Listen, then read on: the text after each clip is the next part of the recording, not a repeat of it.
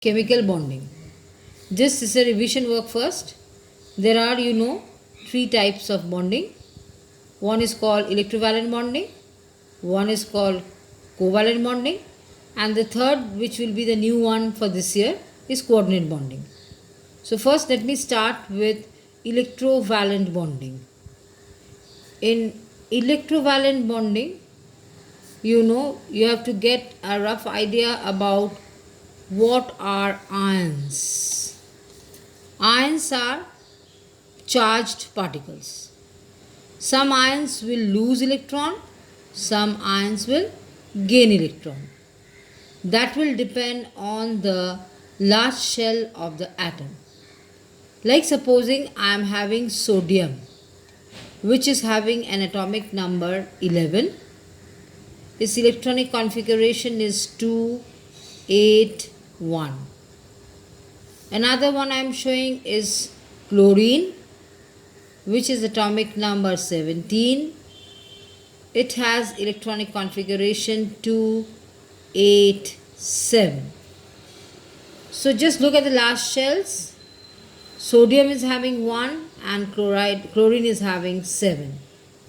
So when it is supposed that atoms are having in the last shell 1, 2 and 3 electrons, they have a tendency to lose this electron to form the octet in the penultimate shell. And for these type of atoms, which is having 6, 7 electrons or even 5, 6, 7, they will have a tendency to gain electron and make octet complete in this last shell. So between sodium and chlorine, sodium is having 1, so it can transfer this electron to chlorine to satisfy both their characteristics. Sodium losing 1 to form a sodium positive ion called a cation, and chlorine gaining 1 electron to form chloride ion called an anion.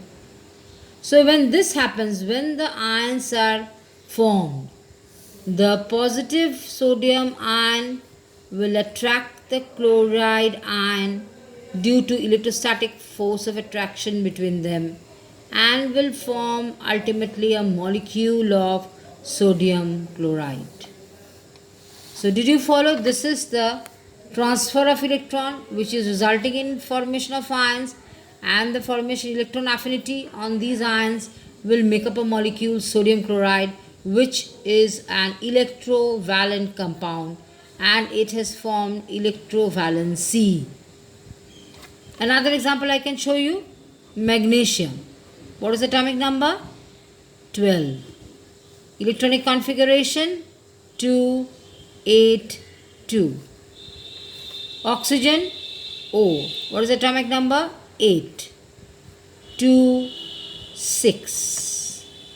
So now again, as I told you, these 2 electrons, it can, oxygen is 2 electrons, magnesium wants to get rid of these 2 electrons, so it will transfer the electron from one atom to the other, resulting in formation of magnesium 2 plus ion and oxygen 2 minus ion, oxide ion.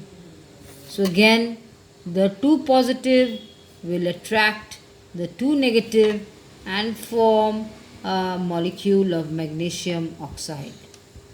Okay, is it clear? So this is electrovalent bonding. Next, number 2. I'll go to covalent bonding. Now in covalent bonding, there is sharing of electrons. Here there will be no giving and taking. There will be a sharing between the 2 atoms. So when covalent bonding sharing is there, I'll show you some typical examples. One is hydrogen molecule. Hydrogen is having only 1 electron. So if I have another hydrogen, that will also have 1 electron. So a molecule is formed of 2, so I have brought 2. Now both the electron pairs are shared among the 2 atoms. This shared pair is drawn like this. This is indicating that one pair of electron is shared by hydrogen. This and one pair of electron again shared by hydrogen this. So as a result of sharing, it will form H bond H, or ultimately H2. So here I am exactly showing you a bond, drawing a bond. In the previous one, I just showed ion formation. So just you have to make a note of it, ion formation and formation of bond. So in this way, covalent bond can be formed between oxygen. Oxygen is having how many? Is having 1, 2, 3, 4, 5, 6. 1, 2, 3, 4, 5, 6 in the last shell. So this oxygen will have to share 2 pairs of electrons, so that octet for both the oxygen is complete. So as a result, oxygen will form a double covalent bond to form O2. Are you getting, children? Slowly you do, then it will be okay. Next I'll show you a typical one of nitrogen. Nitrogen has 5 electrons in the last shell. So 2 nitrogen. For molecule formation always I will require 2 nitrogen. Sorry, you give this here and this here. 3 you have to give here. Sorry, I drew it wrong. 3 you give in the middle and 2 at the side. These are called lone pairs which will remain with nitrogen. And here this will share 3 pairs of electron. So what is happening? 3 covalent bonds are formed to form nitrogen molecule. So in this case, these bondings which I showed you, this is single covalent bond, this is double covalent bond, this is triple covalent bond. So maximum up to triple covalent bond. Again, another type is here. This is also called non-polar covalent bonding. Non-polar. Non-polar means these electron pairs are shared equally among the 2 atoms. This sharing, as you know, because I am sharing the thing, what happens when you share something, one may have the larger share, one may have a lesser share. But here both the atoms are sharing equally among themselves. So that is why it is called non-polar. Now if I go to another one, I am coming to polar covalent bond.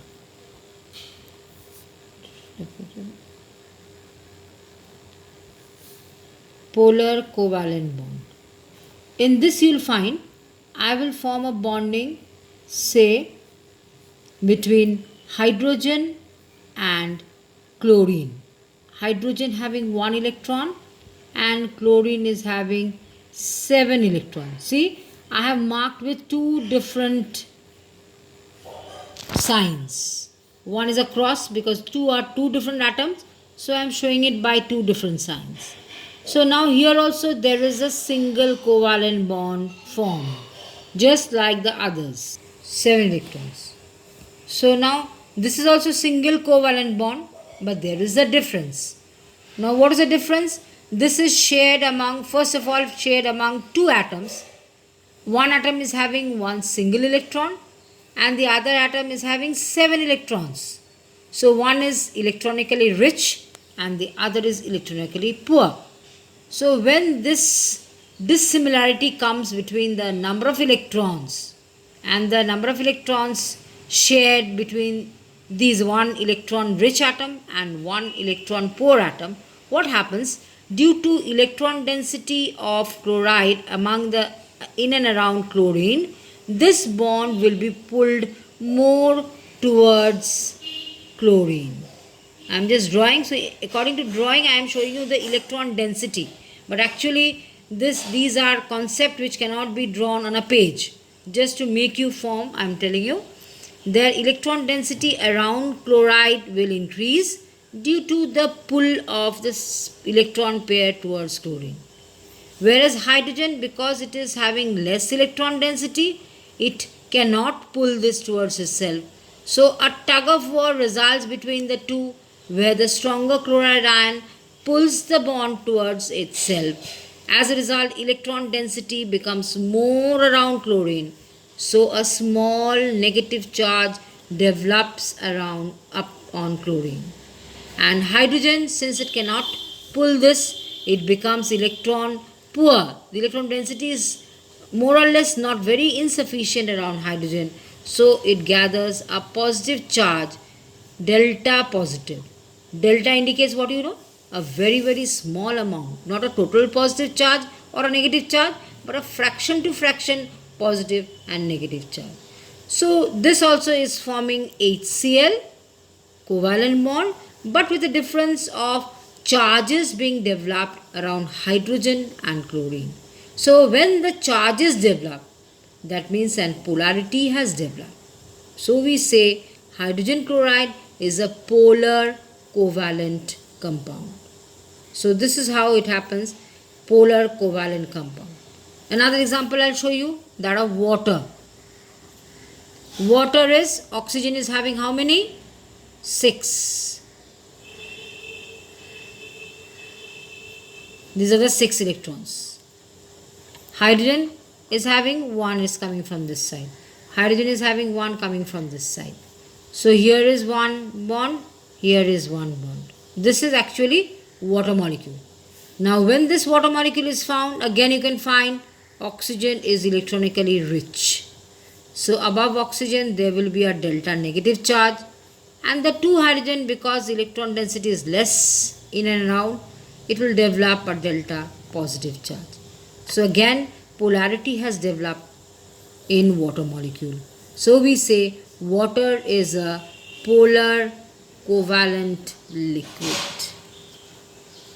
Is that clear, children? So here 2 types I have done of covalent bond. So this is just a refreshing of your class 9 topics.